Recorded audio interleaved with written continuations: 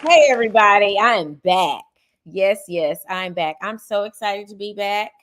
Um, I Please excuse my appearance. I have I call them Cruella nails. They so long. I've missed appointments.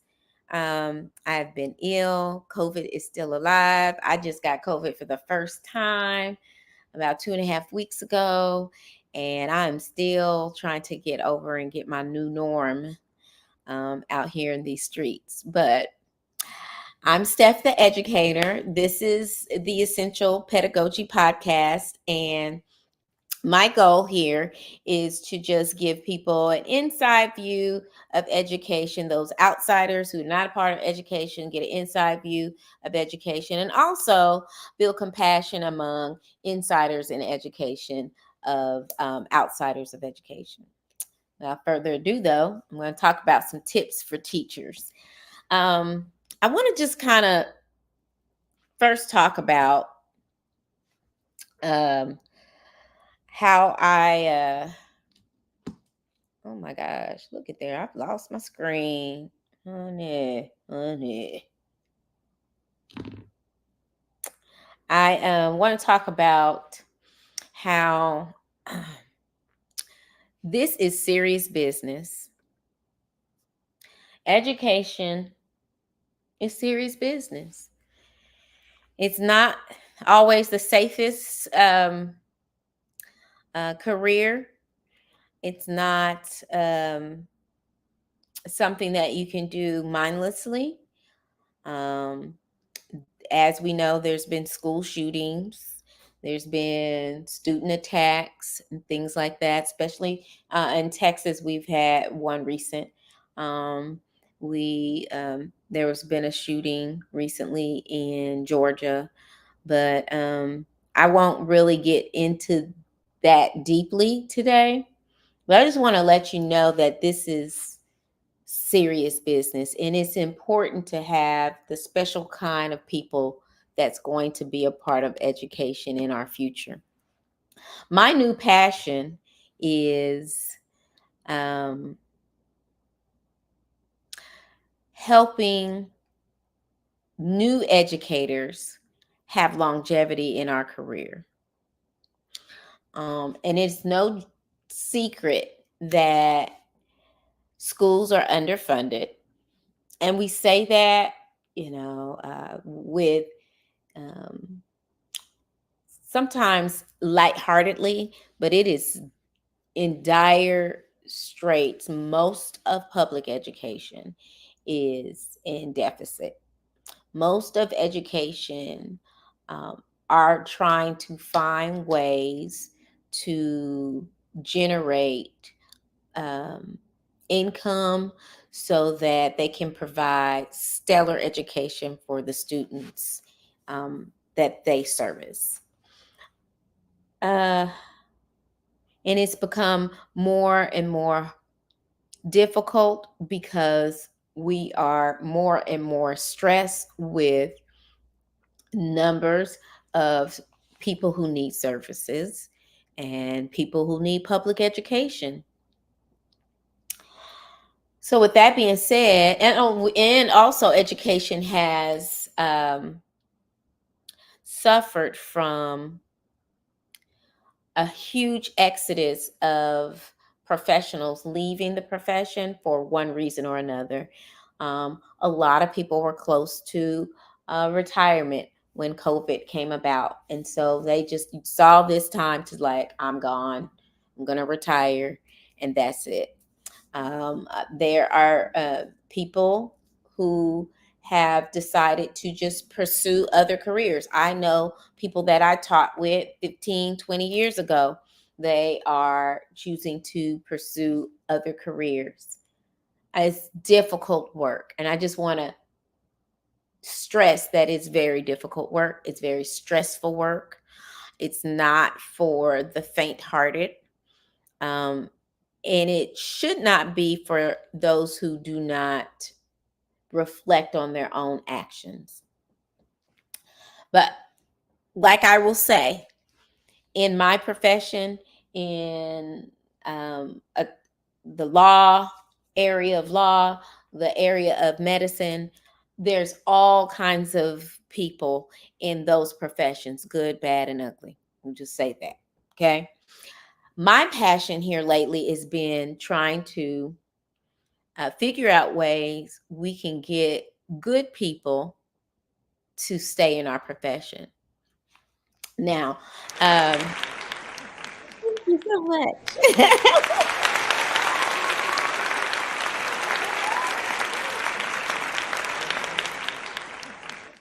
So, what I do know about myself is that I recognized early on that I was called to be in education. My story is where I decided to get in alternately uh, certified, where I did not go into a teaching program to learn all the pedagogical ways to get a child to learn lessons. But I did have to go into a program to help me learn these skills. And then, of course, there's on the job training because, you learn as you get in it. But my history was my major was agricultural economics. It's a bachelor's of science. Had animal science, had environmental science, a lot of those classes. And I applied to get alternatively certified, and I was turned down early in my career. Um, and I remember thinking, well, maybe this is not what I'm supposed to do. Although I'm kind of attracted to little kids are attracted to me. They still are. I thought I was going to teach elementary, and I'm in secondary teaching middle school.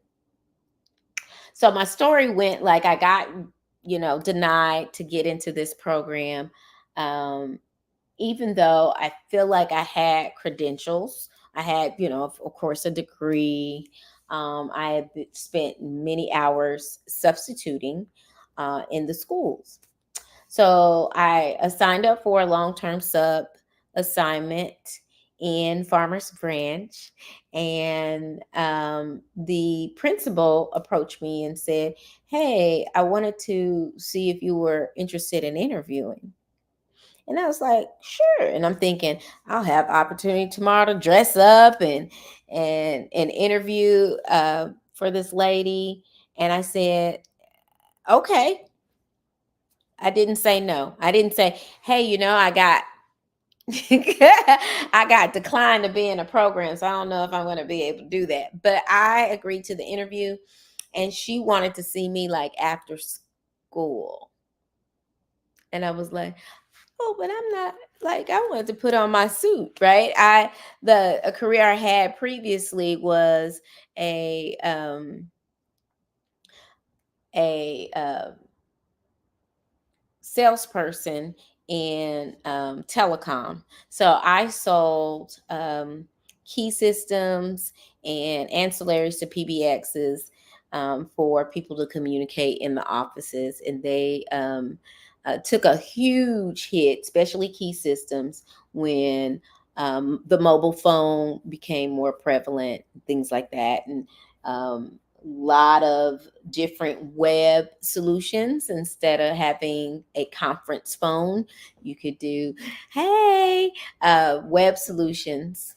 um so I did that for a little while, and then there were layoffs, so I decided to sub because I needed income. I got the interview. Felt very uncomfortable because I was in like a little sundress and some sandals. And she asked me if I would be interested in replacing the science teacher that was leaving to go to high school. In fact, Cindy, I love you so much. We still talk.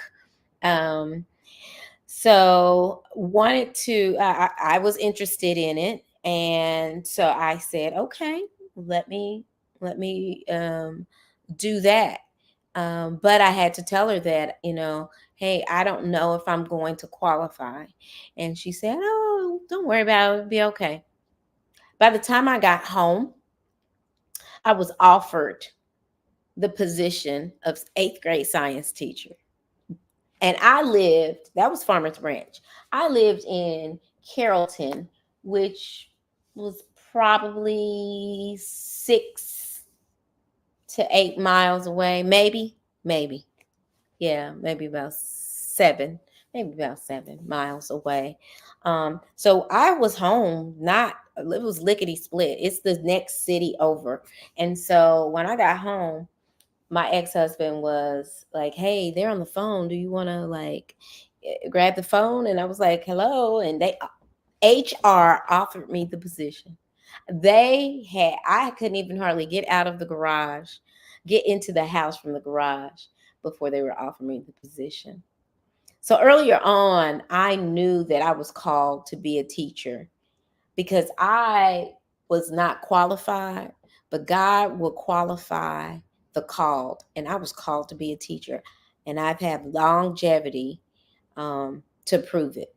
So I want to talk about these tips for new teachers. First of all, I'm a believer and I believe in callings. I believe that you can teach even if you're not called to teach it. Teach whatever topic you are or teach children. Um, but I feel like some of these tips that I'm about to give you will not be as second nature, as you will have to give big effort towards it and not um you have to really focus and give big effort to it if you're not called. So I need to just tell you that what you learn in school, if you went to school to be a teacher, what you learned in school or in student teaching is not totally accurate. And this is why. A school teaches you perfect world scenarios without interruptions in class, without hurt students, without emotionally disturbed students that throw chairs and hangers, without all the things that teachers have to deal with every day. So it's not 100% accurate what they teach you in school, or maybe you just haven't wrapped your mind around that you'll have to do these things as well as take attendance, as well as be pleasant, as well as communicate, do your paperwork, all these things simultaneously. It just doesn't resonate with a person until you have to really get in there and do it. Okay. So that's one thing. You have to operate even if you did not get 100% of the sleep you were supposed to get the night before. And that's any job, right? When you started student teaching, it was not on the first day of school, whether it was fall or spring semester. Never is it on the first day of school. So you don't start with the teacher. Okay. You will start your student teaching after that teacher has established that classroom, whether you get a fall assignment or a spring assignment. So much background work and relationships are established that you did not have to do, that the teacher has done. And by the time you get in to step in, there's a lot of pre-work that you can't even imagine that is done before you were able to even see students in the classroom. I know you're excited about changing society one child at a time, but throw the rosy glasses out of the window and focus on your goals. What I mean by that is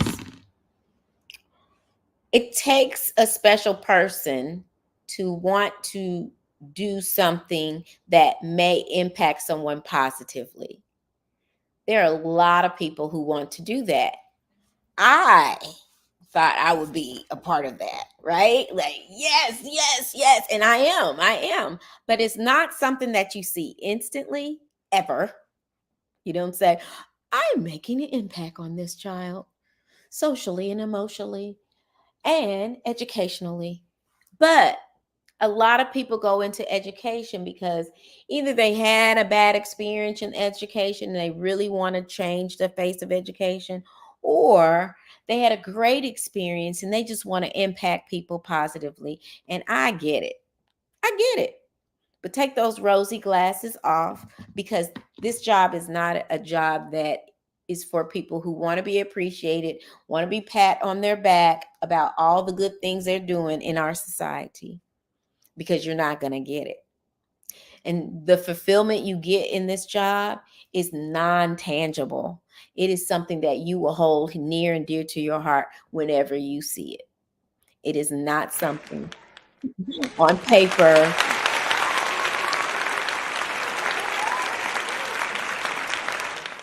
It's not an Oscar.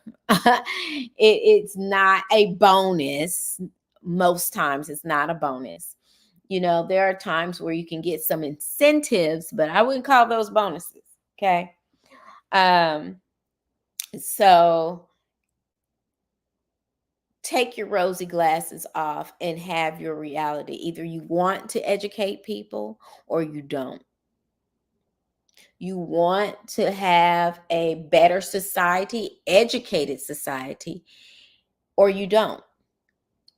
You want to give people a different viewpoint on life as a believer, as a person that you may be the light that they see all day in their life, in their lifetime. Yes, you can do that, but that is not our goal in education. It is a byproduct, but it's not our goal. Our goal is to educate people so that we can have a competent society in the future, a society that is able to make decisions for themselves and others, be good parents, be good leaders in the community, be good people. That's what we're here for. However, we can't lose sight on what our responsibilities as core teachers are. I teach science, and there are other people who teach other things that may not be so closely related to having a career in something that they have to take practicum tests and things like that in, right? But I guess, in art, you have to take tests if you go to art school and things like that. So I guess you always have to take some kind of test. So people who are anti-testers, that's not going to go away. Okay. But take your rosy glasses off. I know you're excited. I know you're hopeful for changing society, but take your rosy glasses off. Nobody is perfect. And when I say that, I want you to know that sometimes the reason why people go into education, it's because you have um, have had some school hurt, parent hurt, trauma, guilt. Some people are uh, go into education because they're incredibly guilty about how our society has treated the minorities in this country, or incredibly guilty about how um, uh, those who have low socioeconomics situation, how they're treated, or the disparity in children with low socioeconomic background and children who are not. and minority or non-English speaking children. Some people come into the profession with tremendous guilt about those things. Some people have trauma about those things, whether you are a minority or not, but you have trauma with school. Maybe you were treated a certain way or someone called you dumb. And so this is your resolve. You want to make everybody feel good. Please do not become a um, victim of your own trauma. And what I mean by that is when you are a new teacher, it's a big misstep to be led by your trauma. And I know a lot of times we do act out of pain, but we have to have good self-reflection. And I suggest all teachers need to go and see somebody sometime, you know, talk to a counselor and think about some of your trauma, some of the things that hurt you, not just in school but in life, because it can make you make decisions in your professional life that you have no business in making. Okay? And what an example, okay? You could find out that a child is homeless, find out that a child uh, have sketchy eating habits at home. You can find out that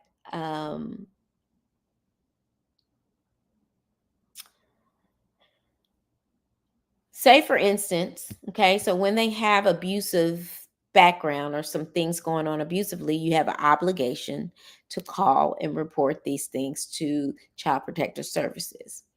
But a lot of times, our trauma would lead us to look at a situation in a lens that would make us feel sorry for a student or feel guilt over a student situation that we're not a part of. And we do not have authority over how someone else runs their household. So you may not agree with one bath a week or two baths a week, but that might be a situation of a child. And you might think that's abuse, but it may not be abuse in the eyes of the law. So because they stink to you doesn't mean that their parents are not taking care of them the best they can and appropriately within the boundaries of law. Okay? Sometimes people love pets and they allow pets to be in close proximity of children, and then we have cat urine on our clothes. There's nothing that we can do about it. We can't say that these people are necessarily abusive. Certainly, you can have someone investigate the situation, but to get too emotionally involved will keep you away from really doing your core job, which is educating students. Okay. So I would just steer away from or just hash out my own trauma and steer away from getting too personal in a child's life, um, within reason, because you don't want to have someone to come up with bruises all the time or broken glasses or anything like that and you do nothing. But I'm saying your standard of living, since most teachers are middle class to upper middle class people, depending on your socioeconomic coming up and who you're married to. Because teachers, we don't make that much. Just saying. Anyway, um, your standards of living may not be the same standards of living of some of your students. So you can't push off your value system on someone else. And certainly you don't even have the time to do that, right? We are super busy getting lesson plans out, getting lessons out, preparing for lessons. I just spent, oh my gosh, I had a busy day today. So let me tell you about my day. So I have to be at work at 7:30.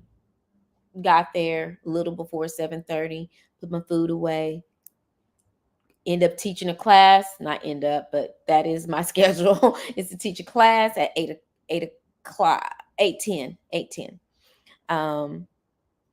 8:10, class starts. That class in at 9. After that, I'm going to PLC, which is a group planning session with some colleagues of mine and coworkers. And so we plan. That's for 45 minutes. Then we have um, social and emotional and um, academic practice time, which is called advisory. And so we have specific lessons to teach for that. That's 30 minutes. Then I have third period is my conference. I can conference with parents. I can make copies. I can make quizzes, tests, study guides, what all the things I need to do. So do that and have lunch, teach a class, fourth period, then have lunch, then teach fifth, sixth, seventh period back to back. And I'll finish. The bell rings at 3:30. I had to plan with a special education professional teacher because I teach an inclusion class, one of those periods. And I had to give her the test that we're going to have in a couple of weeks and get her input on how the test should be changed for accommodations for that class. So met with her for 30 minutes. That was till 4 o'clock. Had a meeting from 4 to 4:45. It was a WebEx meeting with 91 other teachers for about a teacher program. After that, went to Walmart, went shopping for lab things. I was at Walmart by 10 minutes after 5. I left at actually loaded up my car about 10 minutes after 6. So I got some things for school, paid for that. And I got some things for work, paid for that. Had two separate transactions because I'm going to attempt to get my money back for this lab. Spent $39 on this lab that I did not intend to spend money on. But neither here nor there, I did it. So I got home at 6:45, and now I'm at podcast at 8 o'clock. So my day is super full as a teacher. I don't have time to do all that extra kumbaya. So if you got rosy glasses about this perfect world, then come on, people. We got to get to the business of teaching. And we owe that to our children. We do. We owe that to our children. So I have a newer teacher. She's actually a brand new teacher, young lady who is a first year teaching. And some of the things that a lot of new teachers don't understand because they haven't worked with children. They haven't even been in a school setting besides student teaching since they were in school. And so what I find is people misunderstand cognitive abilities of the age group that they are in, and so that they're teaching. And so I found that one of our new teachers was like, they're just so young. I just didn't know I would have to just regulate everything. I would have to tell them everything, like what to do, when to do it.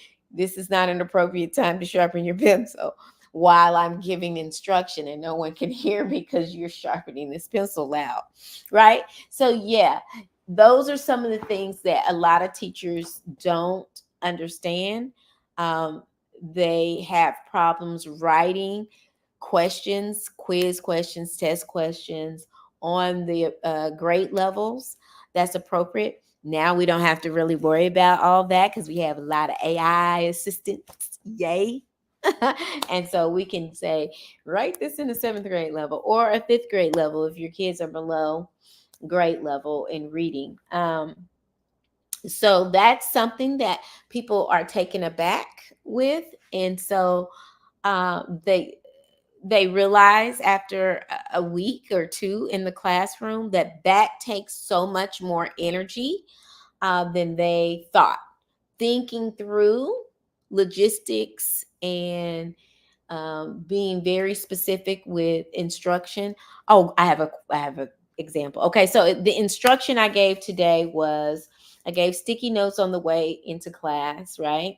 Here's a sticky note. Here's a sticky note as you come in, and then the instructions what to do with the sticky note was in on the board for their do now, because they do it as soon as they come into the classroom. It's called do now. We used to call these things warm up. Anyway, they do this and on the attendance, I always have an attendance question. Do you like Snicker or do you like Sour Patch candy? And so I use that, not, I don't use the same question, but I use this question today to determine whether they use their sticky notes for chemical change or physical change. So if they answer Snicker, they had to do a certain one. If they answered Sour Patch, they had to answer another. So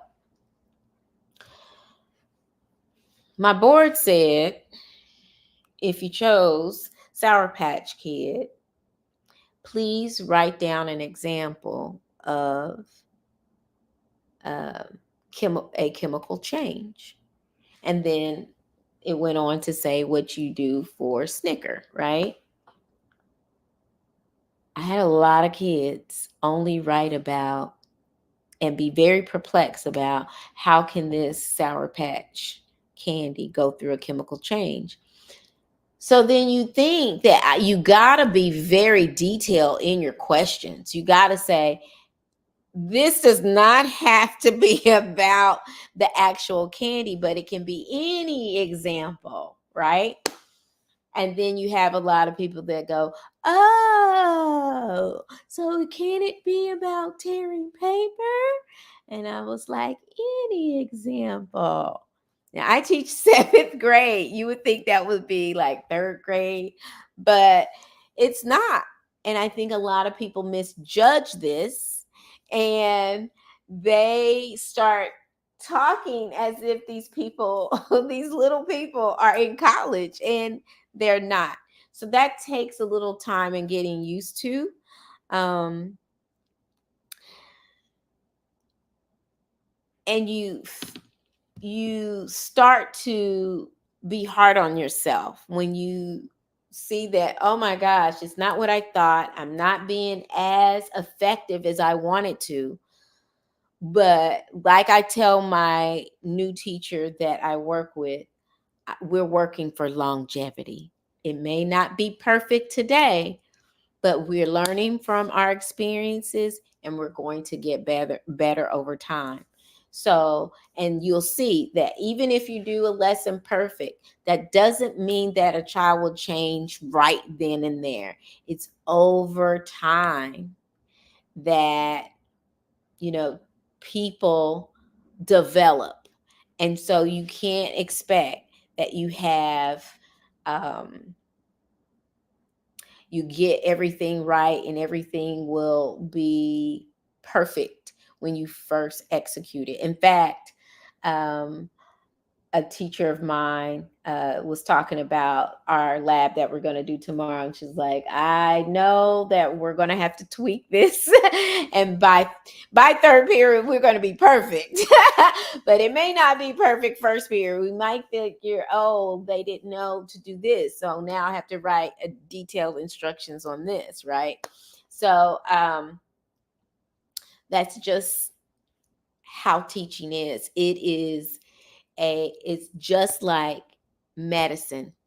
So in the area of medicine, they call it practicing medicine as a doctor, because the more practice you get, the more you understand, oh, well, this medication will affect a person this way. Oh, this doesn't work for this person. Everybody is different. And so it's no different than in school. I want to have you walk away with how important it is not only to be too hard on children and have higher expectation of children and their cognitive ability at first, but once you understand their cognitive ability, it is good to push them to high expectations. Do not be too hard on yourself. Get with a seasoned teacher that can help you manage your work.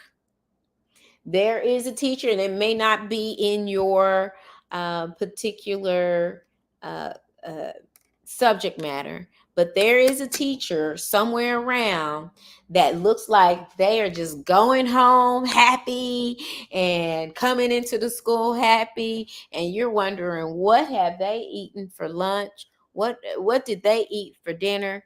How do they have this energy? Find out some of the things that they are doing so that you can understand how to manage your workload. It is imperative that you do not take a whole lot of work home to do during your free time that you don't get paid for. So you got to figure out how in that time frame, how you're going to tackle your work, how you're going to prioritize what to do, when to do it. Have a calendar. School is very calendar driven. You cannot function without a calendar. In fact, me and my teacher friends, we talk about all the, like, oh, what kind of fancy calendar you have this year, or oh my gosh, you got one, you ordered one with your name on it. Oh my gosh, you rich. But don't be so hard on yourself. In fact, I've told my new teacher that works with me, don't take any papers home to grade. None. We work in a day and age now that a lot of the work is digital. Some paper, we have some paper, but a lot of it is digital. But there are ways that you can grade in class, and you just have to make time for it. Some of this is valuable feedback you need to give your student. You need to have talks with them, even if it's for a minute or two. Hey, Sally, I need to grade your notebook. Let me see what you got here. I'm looking for this assignment, this assignment, this assignment. Let me see what you have. Okay, you did not finish these notes. You did not do this. These are the points associated with this. You put the grade in, you go on about your business. Do not disappoint yourself by taking a ton of work home, especially coming home by 6:45 and thinking you're going to grade 110 pieces of paper or even 30.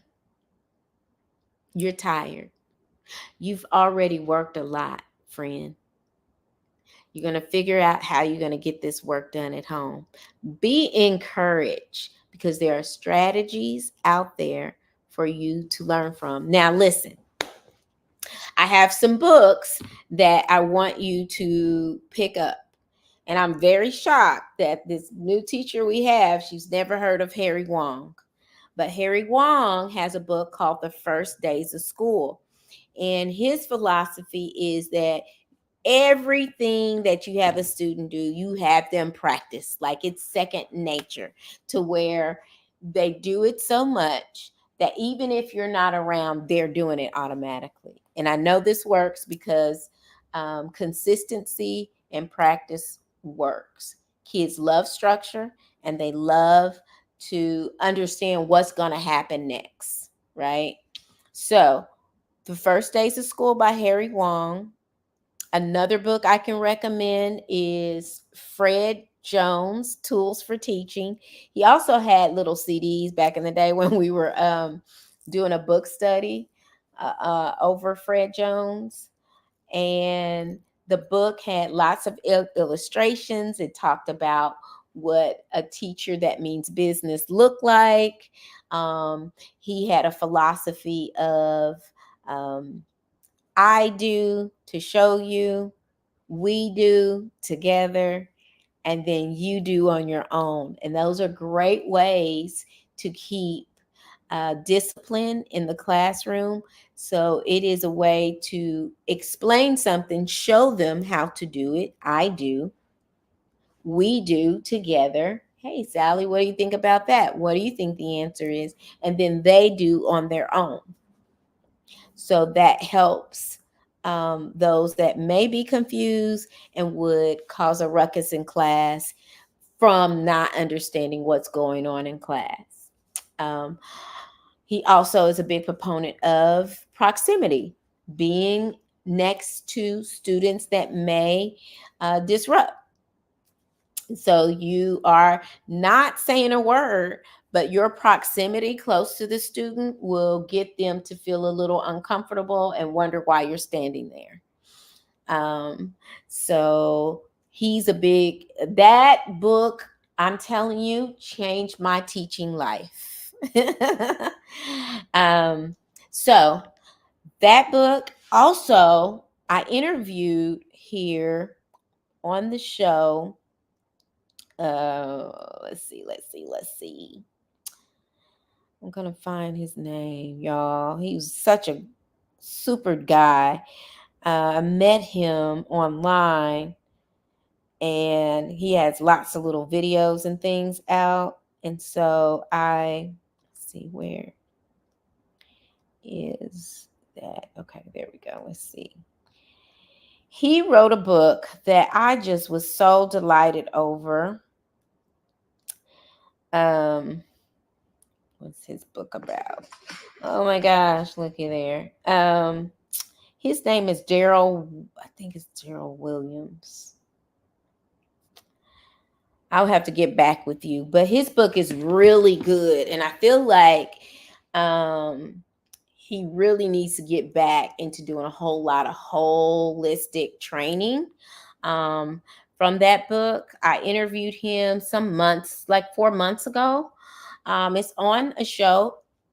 By the way, I want you to subscribe to my channel. It's called Essential Pedagogy on YouTube, so that you can see these past footage and interviews that I've done. And also, I'm going to start putting some extra stuff on there so you can see that I'm a whole real person and not just a teacher.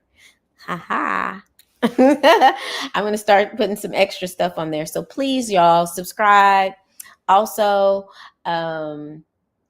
hit the notification button so that you can be notified when I'm on live and join the crowd. I have like a part 2 to this podcast, because there's so much to go over. But I want you to know, as a new teacher, you're not alone. Find somebody. You can even reach out to me on YouTube. I will talk to you, or you can email me. Email me at stephanierpowell@me.com, and I will get back to you if you have any questions. This is one of my passions, is helping other teachers be successful. So I will answer any questions you might have. If I don't have the answers to them all, then I'll definitely try to find out. I love helping people. I love empowering other teachers so they can make an impact for our future. And that's just what I'm here for. So until next time, I'm going to sign off, y'all. It's been a long, long day. But until next time, I want you to remember these key things, okay? So we're going to watch, where's my notes? Girl, gotta get my notes.